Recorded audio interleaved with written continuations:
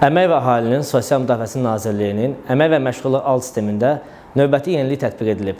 Artıq işə götürənlər işçinin faktiki iş ünvanını əvvəlki kimi yalnız bir sətrə daxil etməyəcək.